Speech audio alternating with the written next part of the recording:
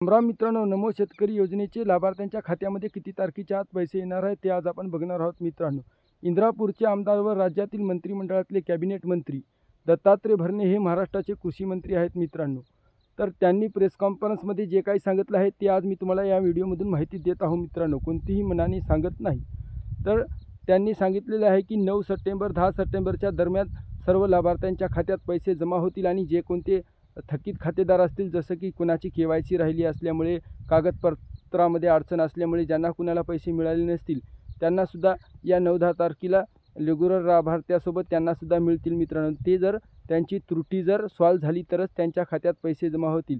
कोणाचा एक हप्ता थकीत राहिला असेल तर त्याला एकदा 4,000 मिळणार आहेत, कोणाचे 2 हप्ते थकीत राहिले असेल तर त्यांना एकदा 6,000 मिळणार आहेत। म्हणजे मित्रांनो, हे 2,000 आणि मागच्या 2 हप्त्याचे 2-2 4,000 असे म्हणजे 6,000 एकदाच लाभार्थ्यांना मिळणार आहेत मित्रांनो। ही सर्व माहिती प्रेस कॉन्फरन्समध्ये ऐकलेली आहे मित्रांनो। लाईक करा, सबस्क्राईब करा नवनवीन माहितीसाठी।